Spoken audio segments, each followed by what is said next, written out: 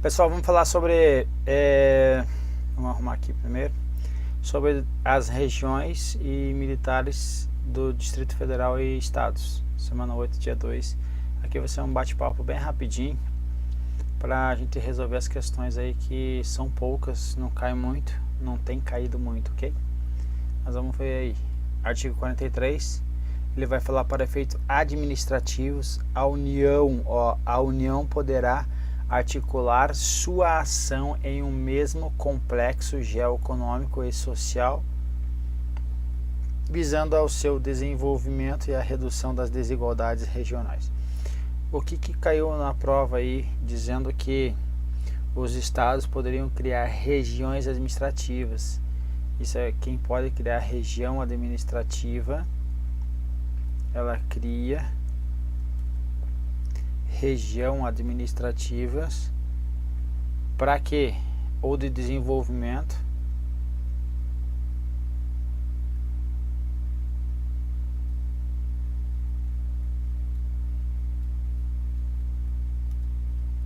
visa o quê? Visando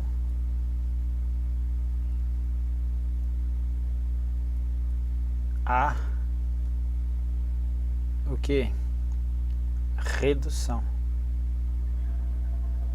Redução das desigualdades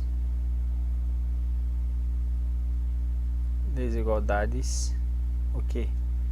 Regionais, ok? Então quem faz redução de desigualdade regional é a União. Quem faz a redução de desigualdades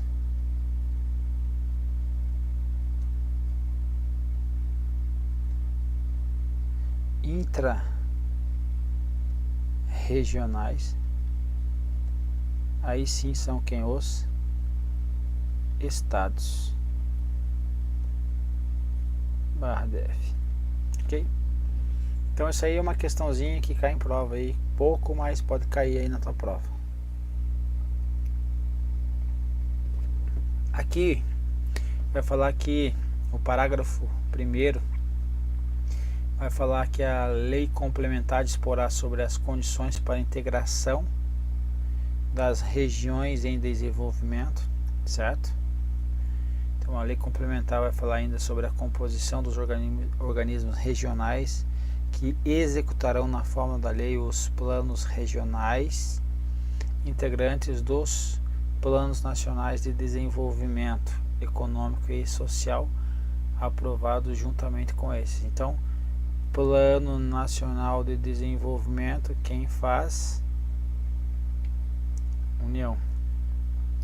Os incentivos regionais compreenderão, além de outros na forma da lei, isenções, reduções ou diferimento temporário de tributos federais devidos por pessoas físicas ou jurídicas, ok? Então isso aqui é para falar das regiões aí que podem ser criadas aí com o fito de redução da desigualdade regional. Artigo 42 vai falar sobre os membros das polícias militares e dos corpos de bombeiros militares. São instituições organizadas com base na hierarquia e disciplina. Falou em militarismo, falou em hierarquia e disciplina. São militares do Estado, do Distrito Federal e dos territórios. Parágrafo 1º vai dizer que aplica-se aos militares dos estados, do Distrito Federal e dos territórios. Então não temos polícia militar aonde? Nos municípios, ok? Além do que vier a ser fixado na lei, as disposições do artigo 14, parágrafo 8º, o artigo 40, parágrafo 9º, e o artigo 142, parágrafo 2º, cabendo a lei estadual dispor sobre as matérias do artigo 142, parágrafo 3º, inciso 10º, sendo patentes oficiais conferidas pelos respectivos governadores. O que ele está dizendo aqui, tudo isso que ele está dizendo aqui, o que é importante para você? Que cai em prova, ele não cai os pormenores disso aqui, não. Ele cai que, a não ser que você for fazer um concurso específico, aí, por exemplo, para a polícia militar, aí sim.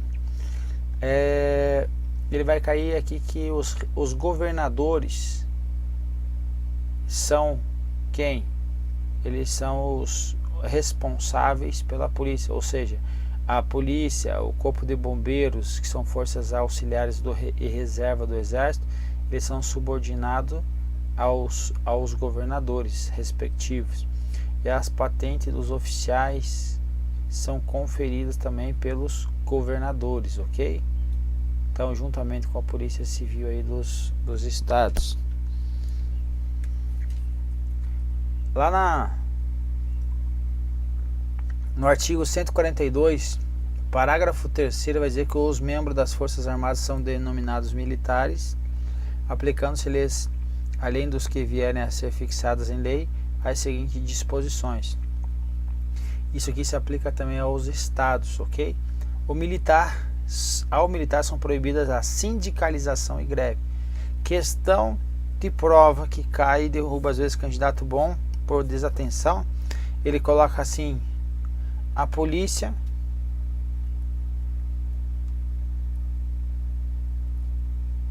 é proibida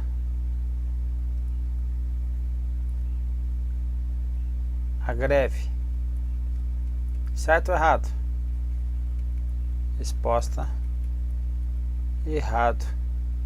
Por quê? Tem que ser polícia o quê? Polícia militar, não só polícia, ok? Então caiu a polícia é proibida a greve, polícia é proibida a sindicalização, vai estar errado. O militar em atividade que tomar posse em outro cargo, emprego ou público civil permanente, ressalvados as hipóteses do artigo 37, inciso 16, a linha C, que é o que? 2 cargos da área da saúde,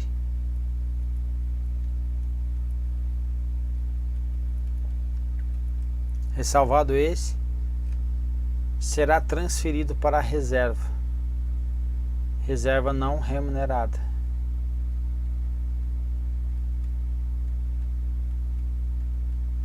Exemplo: você é militar, passou na MPU, vai ser transferido para a reserva não remunerada.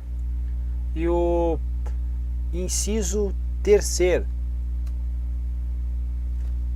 militar da ativa, de acordo com a lei, que tomar posse em outro cargo, emprego ou função pública civil temporária. Um cargo comissionado, por exemplo, cargo comissionado.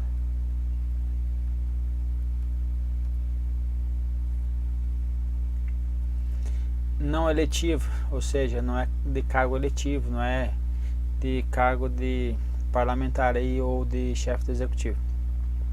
Ainda que na administração indireta, ressalvadas ainda aí a previsão do 37/16, a linha C, que é o 2 da área de saúde, ficará agregado ao respectivo quadro e somente poderá, enquanto permanecer nessa situação, ser promovido por antiguidade, contando-se-lhe o tempo de serviço apenas para aquela na promoção e a transferência para a reserva.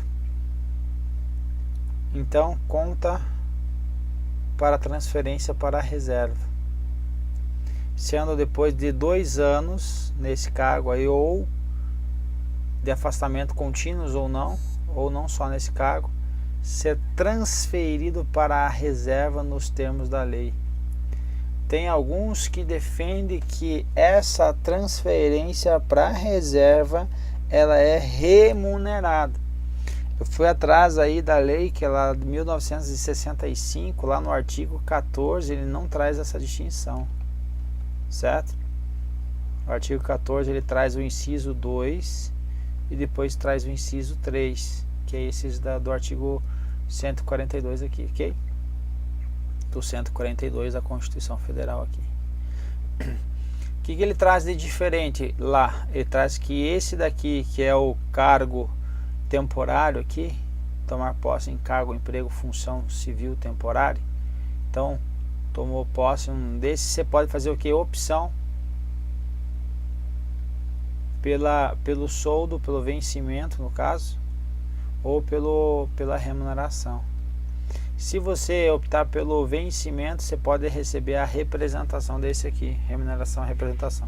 Isso aí é um termo que não vai ter na remuneração, mas enfim, você vai receber isso aí que está escrito na lei, ok? Hoje não tem mais essa verba de representação.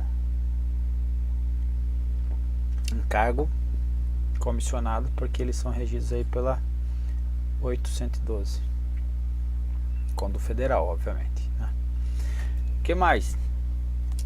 Seria isso.